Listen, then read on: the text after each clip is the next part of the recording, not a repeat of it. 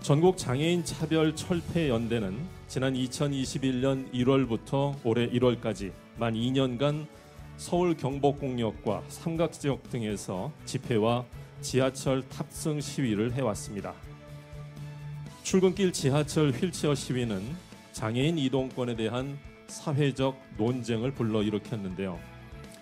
장애인 이동권이 여전히 취약하다는 지적과 시민들의 아침을 볼모로 잡았다는 비판의 시각 등 다양한 의견들이 분분합니다.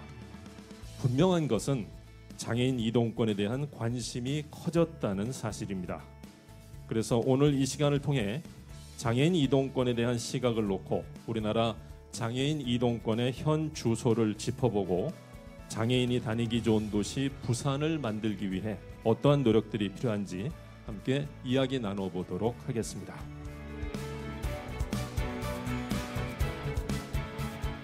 TVN 국민안전 프로젝트 장애인이 다니기 좋은 도시 부산 동행. 오늘 이 시간 다양한 의견을 나누어 주실 네 분의 패널 자리 함께 하셨는데요. 한 분씩 소개해 드리겠습니다. 먼저 부산시의회 건설교통위원회 송우현 의원 나오셨습니다. 안녕하십니까, 의원님? 반갑습니다. 송우현입니다. 네, 이어서 부산 참여연대 양미숙 사무처장 자리 함께 하셨습니다. 반갑습니다. 예, 안녕하십니까, 양미숙입니다.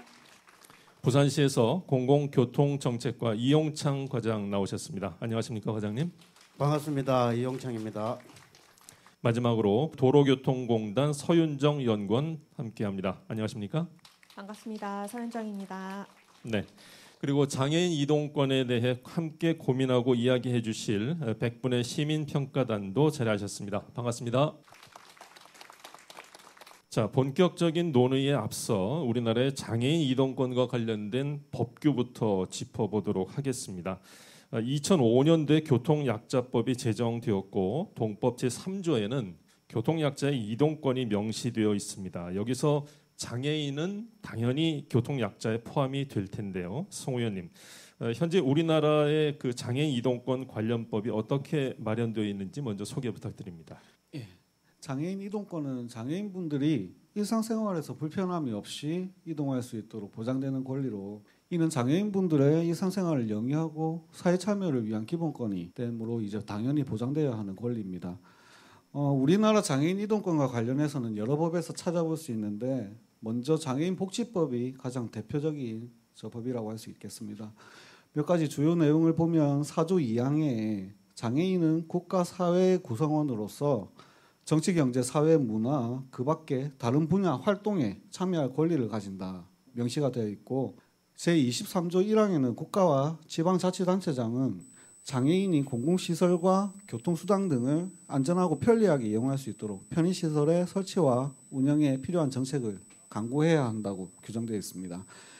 장애인복지법 이외의 다른 법들을 살펴보면은 장애인 차별금지 및 권리구제 등에 관한 법률이 있고, 약칭 장애인 차별금지법입니다.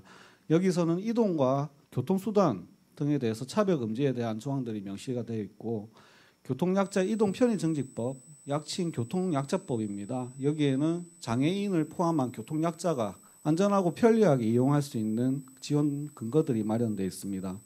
그리고 이러한 법률들을 바탕으로 부산시 조례에서는 부산광역시 장애인 인권 보장에 대한 조례, 그리고 부산광역시 교통약자의 이동 편의 증진의 조례, 그리고 장애인의 외부 활동 지원을 위해서 부산광역시 장애인 복지 증진을 위한 온누리 버스 운영 지원 조례 등이 제정되어 있습니다.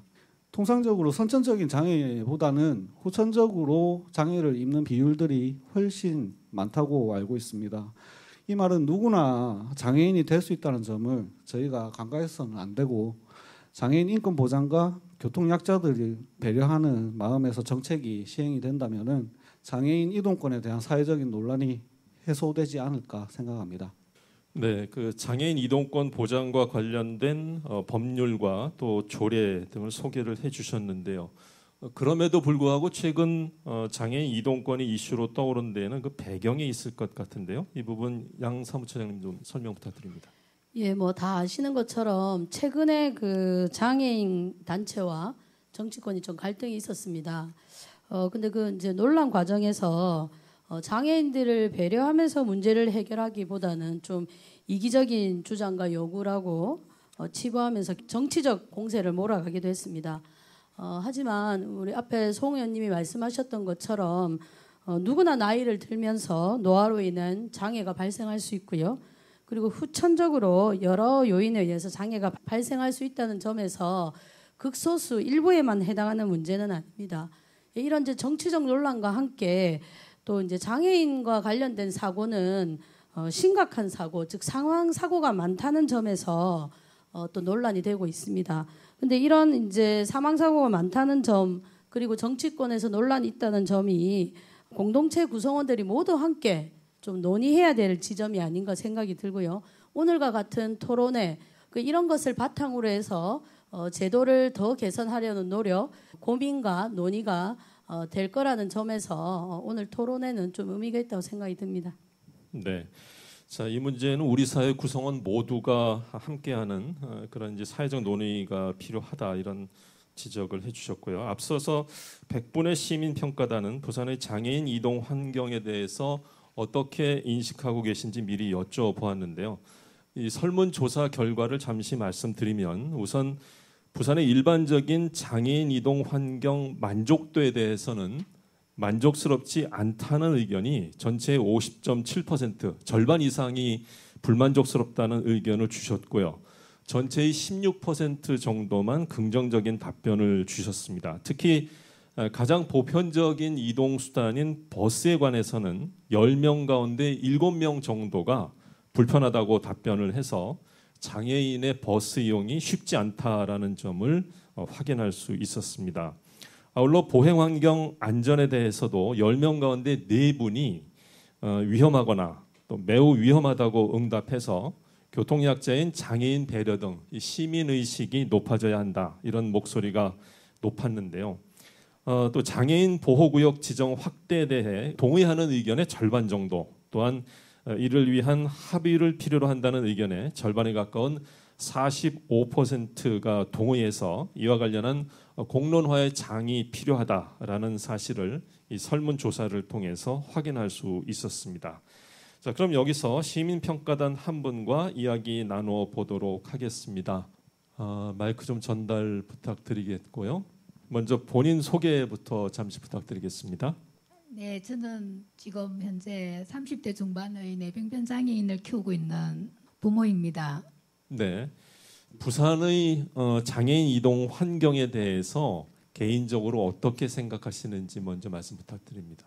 네, 일단 휠체어가 다니기에는 아직까지 너무나 많은 미흡한 곳이 많다는 곳입니다. 저희 자녀 같은 경우는 어릴 때부터 이제 계속 선천적인 장애로 인해서 지금 30대 중반까지 휠체어로밖에 이동을 할 수 없는 상황인데 휠체어를 타고 또 다니는 건 엄청 좋아하는 성격을 가지고 있습니다. 그래서 많은 나들이를 하게 되는데 휠체어를 타고 다니다 보면 정말 우리는 지뢰를 밟고 다닌다는 느낌을 받을 정도로 힘든 경우가 상당히 많습니다. 한 번은 아이랑 전동 휠체어를 타고 한참을 걸어가서 거의 목적지에 도달해서 바로 5cm만 가 목적지인데 중간에 가로등이 서 있어서 그 10cm의 텀이 모자라서 돌 수도 없고 갈 수도 없고 전동 휠체어 같은 경우는 요만 10cm 폭이 있어도 도로로 내려올 수도 없는 상황이 되어가지고 그 왔던 500m 이상을 뒤로 후진을 하면서 지나왔던 경우도 있었고요. 네. 우리가 생각하기에는 뭐 10cm 정도 이게 뭐 문제가 되겠나 하지만 휠체어를 타고 다니는 이 장애인 같은 경우는 이 10cm의 턱이 우리가 느끼는 우리 앞에 있는 이 커다란 지금 1층 건물의 높이보다 더 큰 장벽이 될 수 있다는 네. 그 생각을 좀 가져주셨으면. 그래서 그 무거운 휠체어를 옆에 분의 다행히 도움으로 이동하긴 했지만 그런 경우가 너무나 많다는 것입니다. 네. 이 휠체어를 이용하면서 너무 많은 불편함을 겪고 있다라는 점을 먼저 말씀을 해주셨고요. 그 자녀분과 외출할 때 네. 주로 승용차를 이용하십니까? 아니면 대중교통을 많이 이용하십니까? 저희가 주로는 승용차를 이용하는 편이고요. 저희 아들 같은 경우는 지하철이나 버스 타는 걸 상당히 좋아하는 편입니다. 가능하면 이제 다른 사람들과 같은 걸 느끼라고 제가 지하철을 이용을 많이 하는 편입니다. 네. 네. 그리고 버스도 이제 간혹 엄마 나 오늘은 버스 타고 갈래 이렇게 하면 버스도 이용을 가끔은 하는데 정말 버스는 이용하기가 힘이 듭니다. 네, 감사합니다. 네, 감사합니다.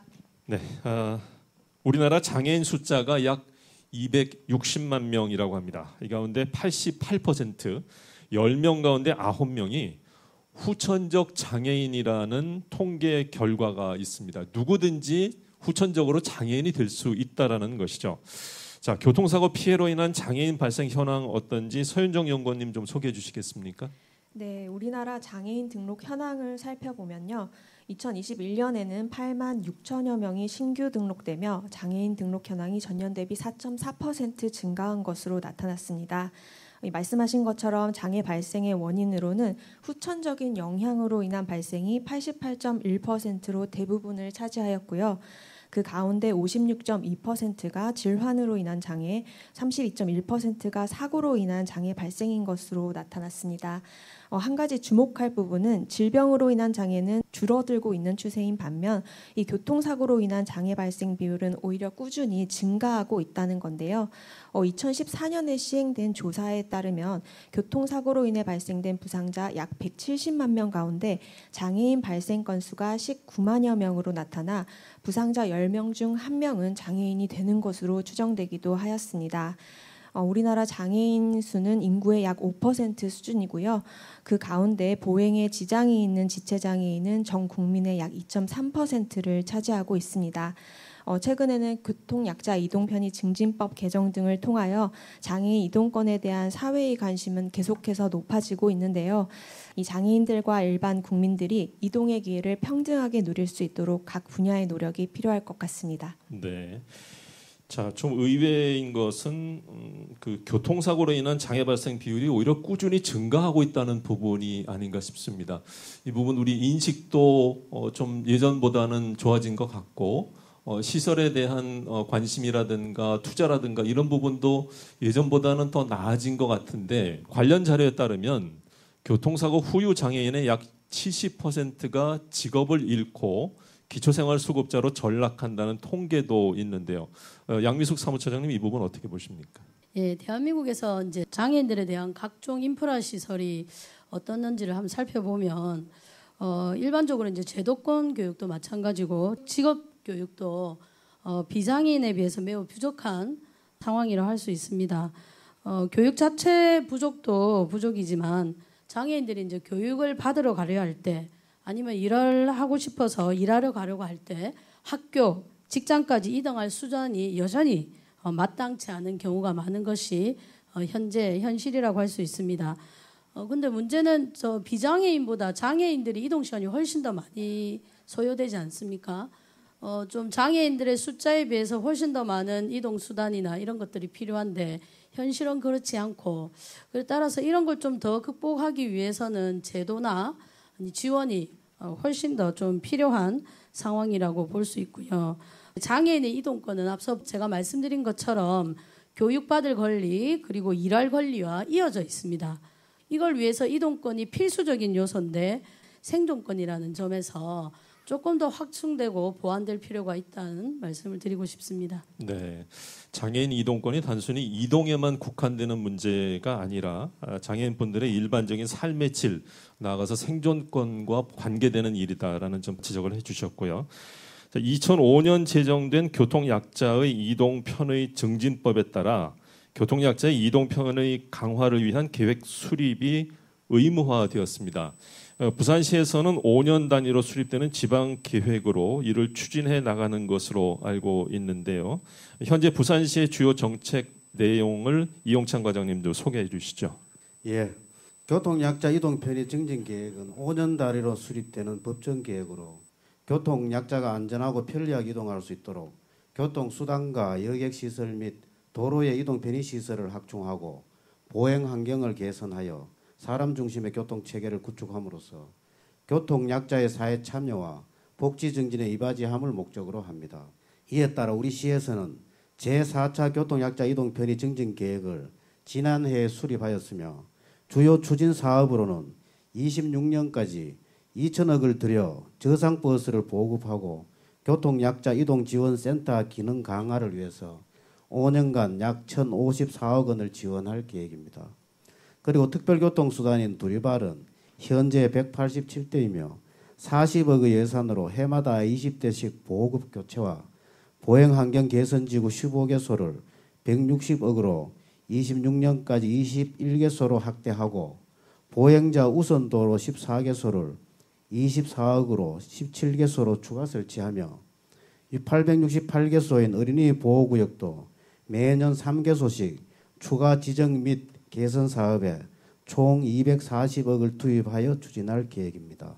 네, 부산시에서 교통약자 장애인분들 이동 편의를 제고하기 위해서 많은 프로그램을 운영을 하고 있고 정책을 운영을 하고 있고 또 예산도 투입을 하고 있다 이렇게 말씀해 주셨는데 그 부산시 장애인들이 이동 편의 시설을 이용하면서 느끼는 만족도는 어떻게 나타나고 있습니까? 예, 제4차 교통약자 이동 편의 증진 계획의 교통약자 이동 편의 시설 이용 만족도 조사는 교통약자 전반에 관한 조사임을 먼저 말씀드립니다. 교통수단 이용 만족도는 저상버스가 66.5점으로 가장 높고 그 다음이 마을버스, 특별교통수단인 두리발, 도시철도, 시내버스 순이며 여객시설은 버스 정류장이 64.1점으로 높고 그 다음이 도시철도 역사로 나타났으며 보행환경 중에는 횡단보도가 62.9점으로 가장 높고 그 다음이 보도, 지하도 및 육교 순으로 만족도가 조사되었습니다. 그리고 교통약자가 이용하는 교통수단 중에서는 자가용 46.2%, 택시, 시내버스 순으로 편리하다고 느끼며 불편해하는 이동수단은 택시, 도시철도, 일반 시내버스 순입니다. 네. 자, 장애인의 경우에 외출 시 주로 이용하는 교통수단이 자가용인 경우가 가장 높은 비율을 차지했는데요. 양미숙 사무처장님, 그 이유가 무엇이라고 보십니까?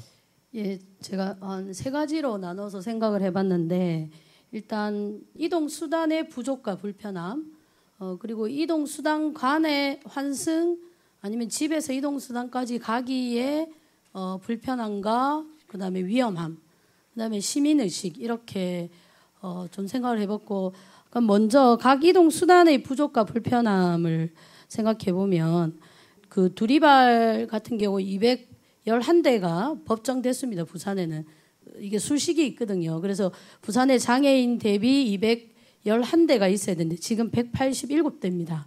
그러니까 부족한 상황이죠. 그러니까 대기가 많지 않습니까? 전화를 해도.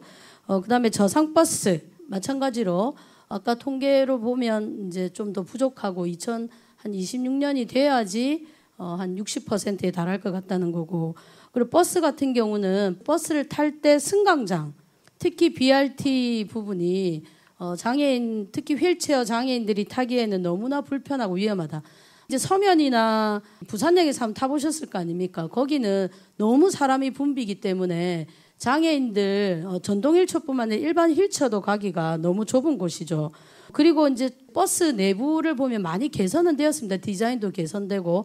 근데 하차벨이 여전히 장애인들이 접근하기 힘든 곳에 있다는 겁니다. 그다음에 이제 지하철 보면 지하철 열차와 승강자의 틈이 장애인뿐만 아니라 비장애인, 특히 유모차를 끌거나 아니면 어린이들한테도 위험한 상황입니다. 부산의 지하철 역사가 1호선에서 4호선까지 114곳입니다. 그리고 전동차 승강자 사이 간격이 10cm가 넘는, 아까 우리 어머니께서 10cm 이야기를 하셨는데 10곳입니다. 그리고 최근 3년 동안 51건의 발 빠진 사고가 보고되었습니다. 보고 안 된 건 좀 더 있을 수 있을 거라 생각합니다. 그리고 이동 수단 사이의 환승 문제입니다. 예를 들면 동래와 백스코 역사는 구조적으로 환승 엘리베이터를 만들기가 어려운 상황입니다. 그리고 서면, 수영역, 연상역은 환승 엘리베이터가 한계가 있습니다. 근데 제가 지금 말씀드린 이 세 개역은 다 어떤 역입니까? 되게 붐비는 역이잖아요. 그러면 장애인들이 어떻겠습니까? 몇 대를 놓치거나 되게 기다려야 되는 그런 상황이 발생하는 거죠. 그리고 이제 시민의식을 하나 말씀드리면, 얼마 전에 이제 부산시에서 저상버스 기사가 내리고 발판이 설치되고 이런 걸 한번 해보니 6분이 걸리더라는 겁니다. 근데 우리가 장애인을 가족으로 가지고 있거나 친구가 장애인 경우에 그런 게 충분히 배려되는데 정말로 시민들이 6분을 버스 안에서 기다려줄까 하는 그런 생각이 좀 들거든요. 네. 자, 우리 장애인 분들이 대중교통 수단을 이용하기보다는 자가용 이용을 선호하시는 이유를 세 가지로 이동 수단 자체가 불편하다. 그다음에 환승이 어렵다. 시민 의식이 아직은 좀 아쉽다. 이런 세 가지로 말씀을 정리해서 말씀해 주셨고요. 자, 서윤정 연구원님 의견은 어떠십니까? 네, 지하철과 관련해서 좀 부가적으로 말씀을 드리고자 하는데요. 실제로 지하철 역사 내에서는 장애인 안전 편의시설 미흡으로 인한 안전사고 발생 위험이 가장 높은 것으로 나타난 조사 결과가 있습니다. 2018년 소비자보호원에서는 전국 지하철 역사 35개소를 대상으로 안전 실태 조사를 실시하였는데요. 지하철 역사 내에서는 계속해서 이야기가 나오고 있는 이 승강장과 지하철 간의 간격과 높이 차이가 커 발 빠짐이나 휠체어 넘어짐 등의 안전사고 위험이 높은 것으로 나타났고요. 또 에스컬레이터나 엘리베이터와 관련한 안전시설 미흡으로 안전사고 발생 위험이 높은 것으로 나타났습니다. 특히 에스컬레이터의 경우 역방향 진입 시 경고음 장치가 누락되었거나 엘리베이터의 경우 광감지식 개폐 장치나 엘리베이터의 운행 상황을 안내하는 음향 신호 장치가 작동되지 않아서 이 문기임 등의 안전사고가 발생하는 것으로 조사가 되었습니다. 그 외에도 지하철 역사 내의 각종 편의시설에 대한 안내가 미흡하여 이 안전사고를 야기하기도 하였는데요. 실제로 올해 1월 부산에서도 이 이동 동선에 맞지 않은 시각장애인용 점자 블록 운영으로 인해서 이 안타까운 사고가 발생하기도 하였습니다. 앞으로 장애인들의 관점에 맞는 장애인들의 이동 특성을 고려한 안전 편의시설 설치에 대한 더 세심한 배려가 필요할 것 같습니다. 네, 장애인 안전 편의 시설의 미흡 문제를 지적을 해주셨고요. 그런가 하면 이제 교통약자들이 오랜 기간 목소리를 낸 끝에 지난 2021년 12월 31일 교통약자법 개정안이 통과되었는데요. 그 내용 가운데는 시내버스나 마을버스 등을 교체할 때 저상버스를 도입하도록 하는 것 등을 골자로 하고 있습니다. 하지만 부산의 저상버스 도입률은 아직까지 30%를 넘지 못하고 있는데요. 그 이유가 어디에 있습니까, 성 의원님? 저상버스는 잘 아시겠지만 말 그대로 차체가 낮아서 버스 승차 시에 승객들이 편리하게 이용이 가능하고 후문 쪽으로는 이제 휠체어가 탑승 가능하도록 리프트가 설치된 그런 차량입니다. 그렇기 때문에 저상버스가 운행되기 위해서는 도로 여건이 상당한 영향을 많이 미치는데 부산의 경우에는 산복도로가 많고 고지대도 많고 좁은 도로 여건상 저상버스 운행이 어려운 지역들이 많은 것으로 알고 있습니다. 이에 따른 저상버스 도입을 위해서는 도로 정비가 필요하고 그와 병행해서 현재 교통약자법에 따라서 전국적으로 저상버스 교체 의무화가 이루어지고 있는데 지자체 간에 이제 이거를 국비 확보 경쟁이 보급률에 상당한 영향을 미치고 있습니다.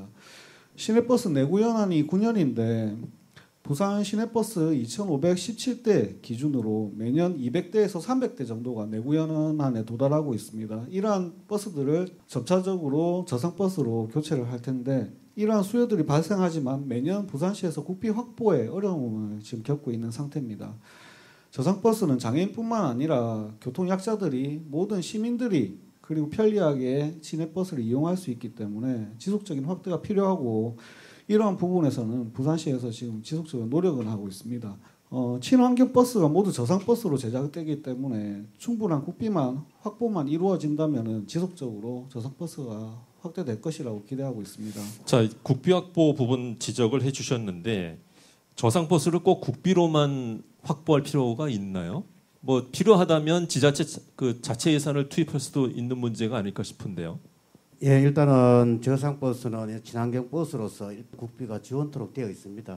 저희들이 저상버스는 버스 값이 굉장히 예산이 많기 때문에 국비를 받아서 할 수밖에 없습니다. 결국 예산 문제라는 말씀이신데 친환경 버스, 그러니까 전기 버스라든가 수소로 움직이는 버스 같은 경우는 모두 저상버스로 제작이 된다는 말씀이죠? 예, 맞습니다. 알겠습니다. 네, 계속해서 말씀해 주시죠, 송 의원님. 예, 아울러 제가 또 현재 부산시에서 장애인 이동권과 관련한 사업들과 문제점에 대해서 몇 가지 말씀을 좀 드리고 싶습니다. 먼저 지속적으로 제기되는 장애인 특별교통수단인 두리발의 대기시간 문제가 특정 시간, 그러니까 오전에 콜이 집중되면서 발생하는 그런 문제점들이 발생하고 있습니다.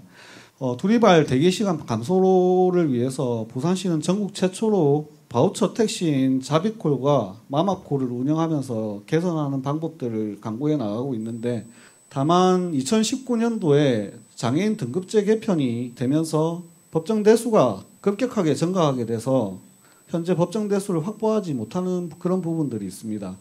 이를 위해서도 국비 등 예산 확보를 통해서 계속 단계적으로 이 부분들을 해결하고 이용객들의 대기 시간 감소를 위해서 차량 가동률을 높일 수 있는 방안을 추가적으로 강구해 나가는 조치들이 필요할 것입니다. 그리고 마지막으로 저 온누리 버스 사업에 대해서 말씀을 좀 드리고자 합니다. 온누리 버스 사업은 부산시 장애인을 위한 시티투어 버스 시범 사업인데요. 기존에 두리발은 관공서, 병원 등 일상생활 지원을 목적으로 운행이 되었다면은 온누리 버스는 장애인의 부산 시티투어 그리고 단체 여행을 위해 부산시가 새롭게 준비하고 있는 복지 이동 수단이라고 보시면 됩니다. 올해 4월 중으로 개통이 함께 운행될 예정이고, 운행 초기에 많은 문제점이 발생할 수 있으므로 이런 것들을 시범 사업을 통해서 시행착오를 거쳐서 운영 방법을 다각화하고 서비스가 확대될 수 있도록 많은 관심과 이용을 부탁드립니다. 결국 정리하자면은 장애인 이동법 확보 사업들에 대해서 여러 법과 시조례에서 지원 근거가 마련되어 있지만은 국비 등 예산 확보가 수반되어야 하는 사업으로 많은 어려움이 있는 상황입니다. 이러한 부분들을 해결하기 위해서 시의회에서도 부산시와 함께 고민하고 적극 노력해 나가도록 하겠습니다. 네, 자, 송 의원님 말씀해 주시는 거를 듣고 이제 들은 생각이 결국은 예산 문제구나. 부산시가 그 15번 도시 사업을 의욕적으로 시의 대표적인 정책으로 시행을 하고 있는 상황에서 일반인들의 어떤 교통 편의 이런 부분에만 초점이 맞춰져 있는 것이 아닌가. 속도도 중요하지만 안전도 중요하고, 특히나 이 과정에서 오늘 우리가 이제 논의하고 있는 주제인 장애인이 다니기 좋은 도시 부산이 15번 도시 사업에 있어서 어떤 핵심적인 의제가 되어야 하지 않을까라는 생각을 다시 한번 좀 해보게 되었습니다. 자, 부산 지하철의 경우는 11개 환승역 가운데 유동인구가 가장 많은 서면, 연산, 동래, 백스코역 등 총 4개 역사에서 장애인 환승이 어렵다는 지적이 이 설문조사에서 나왔는데요. 그런가 하면 도시철도 엘리베이터를 찾기가 힘들다, 이런 의견도 있었습니다. 이 과장님, 이 부분 어떤 문제입니까? 우리가 해당 역사에서 일부 방면 환승 시에 어려움이 있다는 것을 우리 시에서도 인지하고 있습니다. 복잡한 역사 환경과 지작물 등 구조적인 문제로 근본적인 조치는 좀 어렵습니다. 그렇지만 개선이 가능한 부분은 개선토록 그렇게 하겠습니다. 아울러 서면역 수직형 리프트 설치 및 연산역 환승센터 안내 표지판을 교체했습니다. 앞으로도 환승시설 개선 및 안내에도 노력을 다하겠습니다. 참고로 타 시도 도시철도는 대체로 1역사 1동선을 채택하고 있습니다만 부산의 경우 1역사 1동선에서 나아가 2호선 모독역을 제외하고는 1역사 2동선을 확보하였습니다. 네, 그 1역사 2동선이라는 것이 어떤 내용인가요? 엘리베이터를 엘리베이터가 갈 수 있는 게 2군데가 있다는 그런 뜻입니다. 아, 그렇죠. 이 부분은 뭐 부산시에서 아주 잘하시는 것 같고요. 다른 지역과 비교할 때 부산의 전반적인 장애인 이동 환경은 어떻습니까?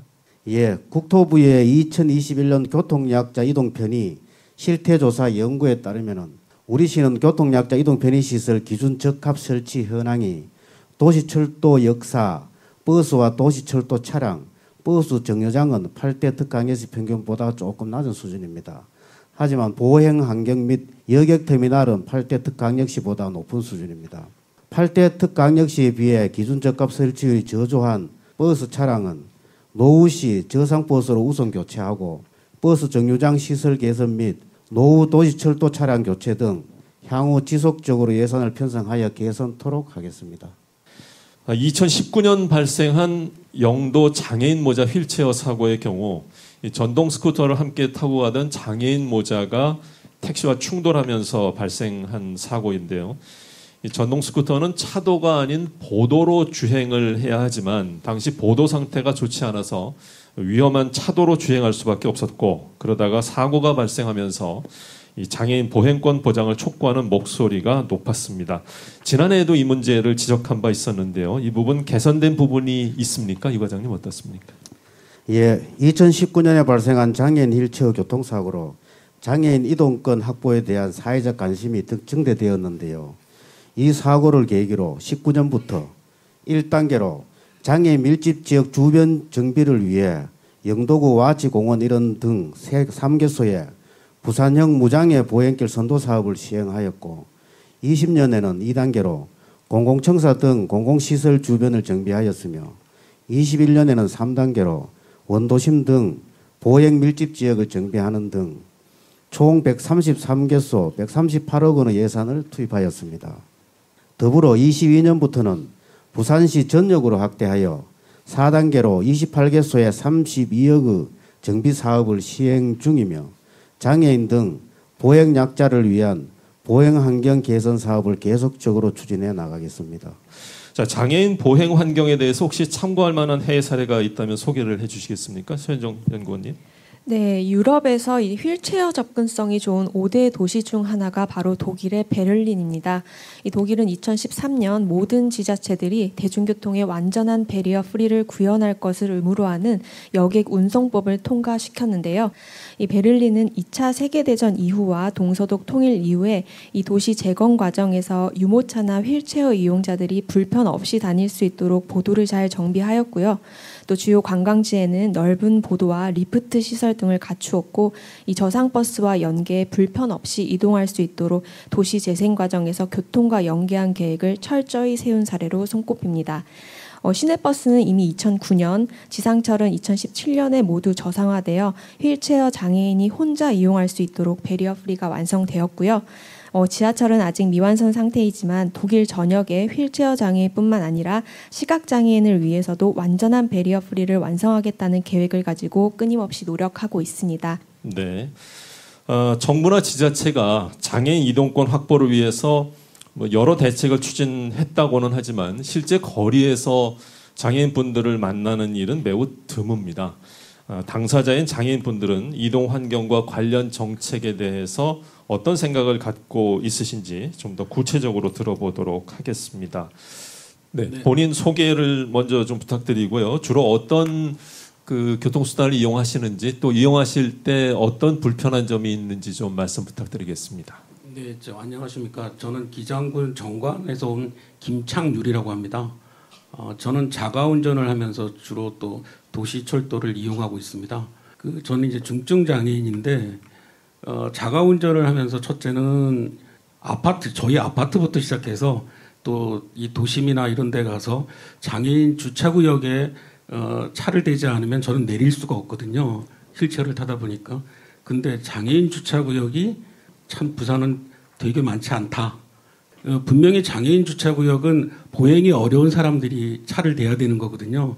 근데 장애인 마크 주차증은 있는데 내려서 가시는 분들을 보면 다 비장애인들이세요. 저는 그분들이 장애인 가족이라고 생각하진 않아요. 장애인 가족이라면 그렇게 하진 않으실 것 같아요. 두 번째는 저는 서울에서 지하철도 탔었고 용인에서 경전철도 탔었는데 부산에서 지하철에 엘리베이터를 타기 힘들다는 겁니다. 그 이유 중에 하나가 할머니, 할아버지들. 그러니까 사실은 장애인이 편하면 비장애인도 편한 거거든요.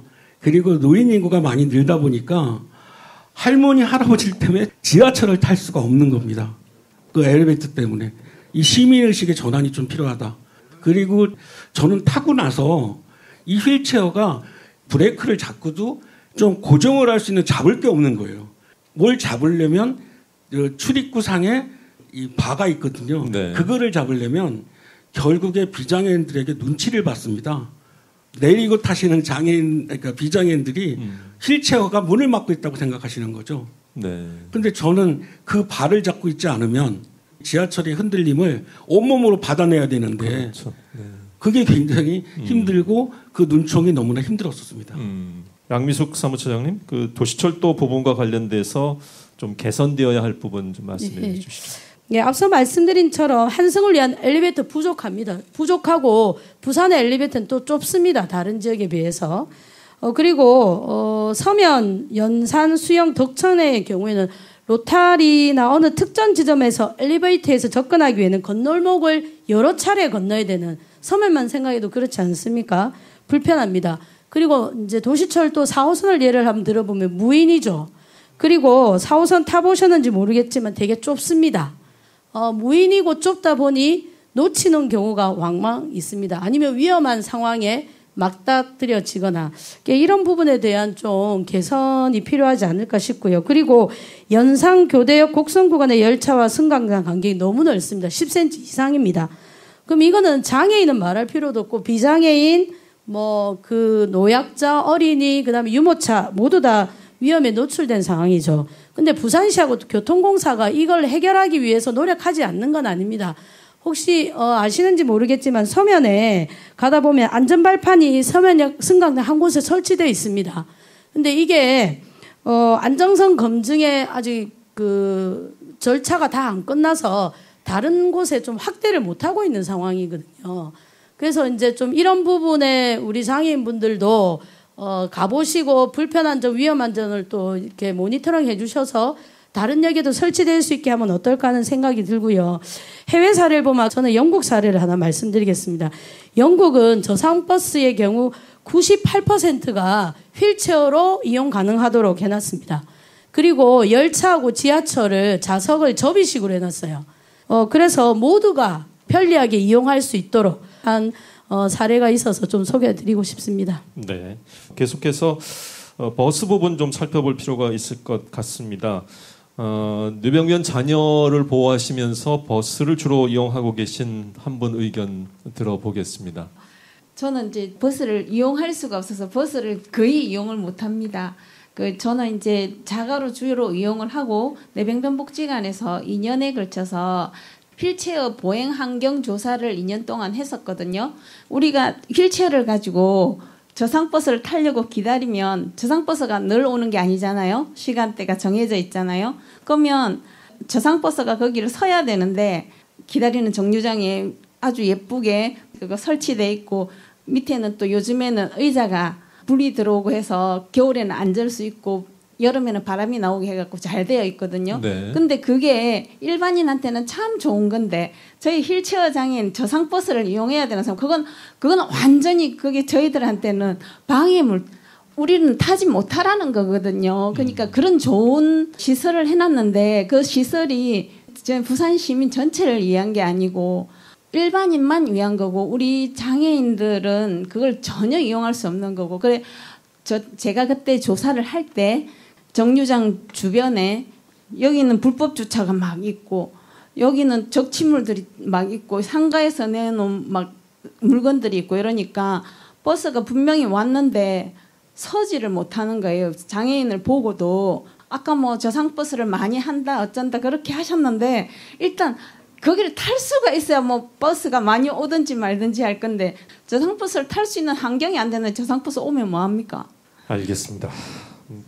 일단 이제 기본적인 그 시설의 문제뿐만 아니라 운영이 제대로 되고 있는가 또 운영 과정에서 어떤 실질적인 어려움이 있는가를 살펴보고 거기에 대한 개선 대책을 찾아가는 그런 정책의 세심함이 더 필요하다라는 그런 생각이 들었는데요. 이 과장님 어떻게 들으셨습니까? 예, 지금 말씀하신 것 저상버스 탈 환경이 안 되어 있다. 나름대로 이제 저희들이 시책에는 양면을 다 보고 가야 되는데 이렇게 세심한 부분까지 한번 검토를 다시 하도록 그래야겠습니다. 이번 1월달에 교통약자법이 개정 시행됨으로써 앞으로 노선버스 대폐차 시 저상버스 도입이 의무화됨에 따라 우리 시도 올해 저상버스 251대를 추가 도입하는 등 저상버스 도입에 적극 노력하고 있습니다. 현재 시내버스 2,517대 기준으로 32.9%인 829대를 보유하고 있으나 보급률을 26년까지 60%인 1,510대를 목표로 교통약자뿐만 아니라 시민 여러분들께서도 버스 이용에 불편함이 없도록 조치할 계획입니다. 그리고 승강장 문제에 있어서는 서면 남포동 등 시내 중심지를 보면은 BRT를 도입하면서 버스 대기시설이 편리하고 깨끗하게 개선된 것을 체감하실 수 있을 겁니다. 하지만 시선을 돌려보면 보차도 구분이 모호해 차도에서 바로 탑승하기도 하고 대기시설 특히 연석이 교통약자법에서 정한 기준을 따르지 못하는 등 교통약자들의 이용에 불편한 시설이 많은 것도 사실입니다.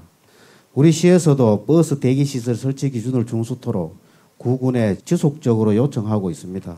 그리고 부산시에서도 시설 개선을 위해 관심과 노력을 기울이겠습니다.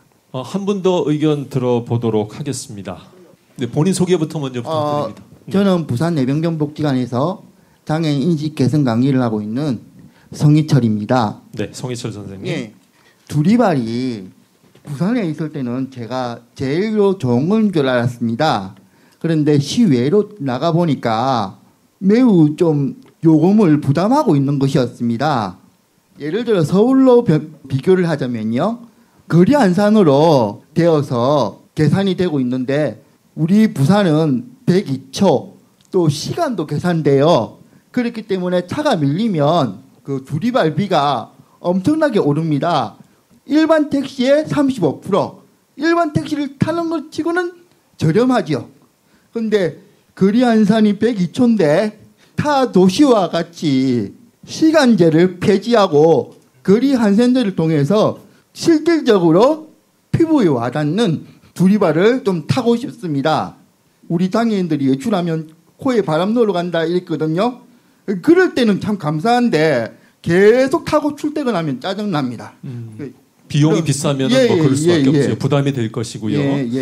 그 방금 성희철 선생님은 두리발 이용하면서 두리발 그 부산시의 장애인 콜택시 요금이 타 시도보다 비싸서 부담스럽다 이렇게 말씀을 해주셨는데 결국 이제 시간 병산제가 부산시에서는 도입되기 때문에 비용이 비싸다는 이런 말씀인 것 같습니다. 관련해서 시의회 좀 의견을 들어야 될 것 같습니다. 송 의원님 답변해 주시겠습니까?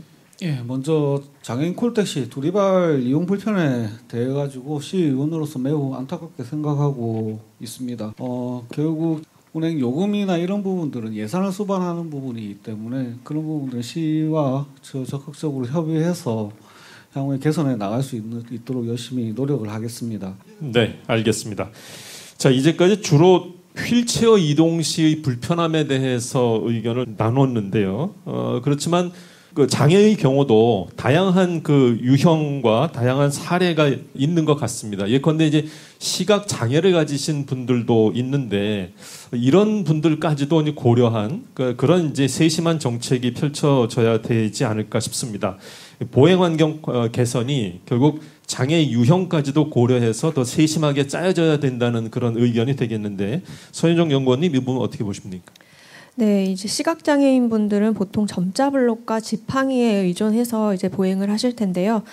실제로 도로상에 이러한 점자 블록이 누락되어 있거나 잘못 설치되어 있는 사례도 빈번합니다. 또 시각장애인 분들이 보행 시 가장 어려움을 겪는 지점이 횡단보도일 것으로 또 예상이 되는데요. 이 횡단보도의 대표적인 안전장치라고 할 수 있는 음향신호기가 설치되어 있지 않거나 또 설치되었으나 파손되어 무용지물인 경우도 많습니다. 실제로 경찰청에 따르면 전국의 음향신호기가 설치된 횡단보도는 전체 횡단보도 중에서 34%밖에 되지 않는다고 하는데요. 이 가장 기본적인 안전시설물이라고 할 수 있는 이 점자블록과 음향신호기가 적정하게 설치되어 있는지 파손되지는 않았는지를 점검하여 이 안전한 보행환경 조성을 위한 대대적인 정비가 필요할 것 같습니다. 또 거동이 불편한 지체장애인들은 주로 휠체어를 많이 이용하실 텐데요. 이 원활한 휠체어 이용을 위해서는 보도와 차도의 턱 낮춤을 낮게 설정하고 또 횡단보도부에 대해서는 전체 경계석과 보차도의 높이가 없도록 단차를 제거하는 등 개선에 대한 지속적인 추진이 필요합니다. 네. 그런 거 하면 장애인 이동권을 두고 의외로 맘카페에서는 지지하는 목소리가 있다고 합니다. 유모차를 끌고 길을 나서본 경험이 있기 때문이라고 하는데요. 결국 인식의 문제가 될 텐데요. 장애인 이동권 인식의 현 주소 어떻게 평가하실까요? 사무처장님. 네, 부산시에서 이제 여러 홍보 활동을 많이 하는데 거기 한 100분의 1, 10분의 1만 교육하고 홍보하면 이거보다 뭐 훨씬 더 개선되지 않을까 하는 생각을 좀 하면서 부산에서도 2019년 9월에 보행 권리 장전을 전국에서 최초로 선언을 한 적이 있습니다. 지금 시청 앞 광장에 보면 그 동판도 새겨져 있거든요. 이 내용을 한번 보시면 이동권에 해당하는 보행권에 대해 인간 생활의 기본권이며 누구나 평등하게 보장받아야 하는 권리로서 정의하고 있습니다. 보행 권리 장전만 잘 실천한다 하더라도 오늘과 같은 그런 불만의 목소리가 조금은 더 잦아들 수 있을 것 같고 어느 도시보다 부산이 보행 환경이 좋아지고 장애인 이동권이 개선되는 상황이 될 수 있지 않을까 하는 생각이 있습니다. 네, 오늘 이렇게 이야기를 나누다 보니까 우선적으로 하나하나 이제 실천하고 개선해 나가야 되겠죠. 그렇다면 어떤 점들을 먼저 우선적으로 개선을 해 나가야 될지 마무리 말씀으로 한 분씩 말씀을 들어야 될 것 같습니다. 먼저 송우현 의원님부터 의견 부탁드리겠습니다. 예, 오늘 너무 뜻깊은 토론회가 된 것 같습니다. 장애인 이동권 보장과 관련해가지고 국가나 지자체에서도 여러 정책과 제도를 시행을 하고 있지만 오랜 기간 또 논의가 되고 있지만은 여전히 부족한 실정인데 오늘 또 이 자리에 와서 시민 패널분들께서 내주시는 여러 의견을 들어보니까 저희가 파악하고 있는 그런 것들보다 당사자들께서 직접 몸으로 체험하신 부분이다 보니까 저희가 여기서 나오신 의견들을 가지고 저 시정에 반영할 수 있도록 많은 목소리를 내도록 하겠습니다. 또한 이러한 그 장애인분들과 저희가 함께 소통할 수 있는 토론회들이 앞으로도 지속적으로 다양한 방면에서 긍정적인 방향으로 정책이 나아갈 수 있도록 많이 또 운영이 될 수 있었으면 하는 바람이고 오늘 토론회에서 나온 의견들은 제가 시의회에 돌아가서 저희 선배 동료 의원님들과 함께 고민하고 앞으로도 지속적으로 노력해 나가도록 그렇게 하겠습니다. 감사합니다. 네, 이어서 양미숙 사무처장님 말씀해 주시죠. 여러 차례 말씀드렸듯이 이동권은 인간다운 삶을 살기 위한 그리고 생존을 위한 기본권입니다. 따라서 장애인이든 비장애인이든 누구나 누려야 할 기본권으로서 이제 이동권이 받아들여져야 하는데 우리도 물론 그렇게 생각해야 되겠지만 정책을 결정하고 추진하는 사람들이 이런 의식과 마인드를 가지고 정책을 설계하고 또 의견을 수렴하고 그리고 정책을 결정해서 추진해야지 여기 오신 모든 분 그리고 또 부산 지역에 거주하고 계신 장애인들한테 그런 정책이 좀 지금보다는 훨씬 더 생활의 불편이 개선될 수 있지 않을까 싶고요. 그리고 좀 불편하고 위험한 곳을 우리 또 장애인 여러분들이 함께 목소리를 내어야 된다고 생각을 합니다. 그래서 어떤 부분에 정확하게 무엇이 문제인지를 좀 조직적으로 알려내고 그리고 요구하고 이런 활동을 좀 지속적으로 장애인날 기념해서만 할 것이 아니라 그래서 저는 이 두 가지 점을 말씀드리고 싶고 또 뭐 시민단체도 이런 시민의식을 개선하는데 또 부산시, 부산시의회와 함께 하도록 노력하겠습니다. 네, 자 이어서 서윤정 연구원님. 네, 오늘 좋은 의견들을 너무 많이 들어서 앞으로 개선 사업을 수행할 때 어떻게 접근을 해야 하는지 다시 생각해 볼 수 있는 시간이었던 것 같습니다. 최근 안전속도 5030 추진이나 어린이 보호구역 개선 사업, 보행자 우선도로 지정 등을 통하여 이 교통 안전의 패러다임이 보행자 보호 중심으로 전환이 되고 있고요. 교통 약자의 보행 안전 개선을 위한 다양한 사업이 시행되고 있습니다. 그런데 사실 아직까지는 어린이와 노인을 중심으로 시행이 되고 있는데요. 앞으로는 장애인을 포함한 모든 교통 및 보행 약자의 보행 안전이 확보되고 이동권이 증진될 수 있도록 각종 제도 및 환경 개선 사업들이 지속적으로 추진되어야 할 것입니다. 이 장애인을 특별 대우하는 것이 아니라 국민 누구나 평등한 이동의 권리를 누리기 위한 것으로 지금은 우리 모두의 노력이 필요한 때인 것 같습니다. 네. 부산시에서는 15분 도시 사업을 본격화하고 있습니다. 이를 실현하기 위해서는 이동하기 편리한 도시여야 하고 무엇보다도 안전이 담보되어야 합니다. 장애인 이동권 개선을 위해서 앞으로 부산시가 추진해야 할, 개선해야 할 여러 가지 과제가 있을 것 같습니다. 어떻게 개선을 위해서 노력하실지 마무리 말씀으로 이용찬 과장님 부탁드립니다. 예, 15분 도시란 도보와 자전거 등으로 생활, 일, 상업, 의료, 교육, 여가 등 6가지 필수 기능을 15분 안에 수행할 수 있는 새로운 도시 모델입니다. 15분 도시 사업을 통해 보행 생활권을 보다 촘촘히 설정하고 대중교통으로 생활권을 연결, 편의성과 이동성을 높이고자 합니다. 장애인 이동권 개선을 위해서 우리 시는 19년 9월에 강력단체 최초로 선포한 부산 시민 보행 권리 장전을 잘 시행토록 검토하고 제2차 부산광역시 인권정책 기본 계획에서도 사회적 약자 이동권 보장을 주요 과제로 선정하고 있으며 제4차 교통약자 이동편의 증진 계획에서는 교통약자 맞춤형 교통환경 조성을 목표로 장애인 등 교통약자 이동편의 증진을 위해 사업을 지속적으로 추진할 계획입니다. 끝으로 어느 장애인 단체 회장님과 아까 그 시민평가단 문혜숙님께서도 말씀하셨는데 교통약자 기준으로 이동 편의시설이 갖추어지면 비교통약자도 편리한 시설이 된다고 하신 말씀 깊이 공감하며 부산시 전역이 모두 안전하고 편리한 교통환경이 될 수 있도록 노력을 다하겠습니다. 감사합니다. 네. 15분 도시 부산을 실현하고 모두가 누리기 위해서는 장애인과 비장애인의 이동권이 같이 전제되어야 합니다. 장애인이 다니기 좋은 도시 부산 동행, 우리 부산이 가야 할 미래를 앞당기기 위해 무엇보다도 장애인의 이동권을 개선하기 위한 노력은 계속되어야겠습니다. 오늘 출연해 주신 분들은 물론 100분의 시민평가단 그리고 우리 청취자분들도 함께 동참해 주시기를 바랍니다.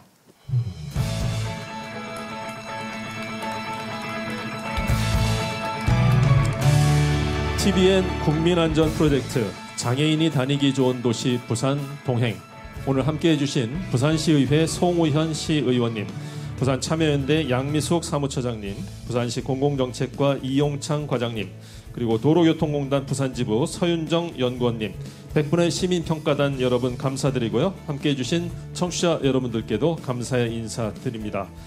이동이 곧 시작과 끝이라고 외치는 장애인들의 목소리에 함께 귀 기울여 주시기 바랍니다. 지금까지 진행해 저는 이경찬이었습니다. 감사합니다.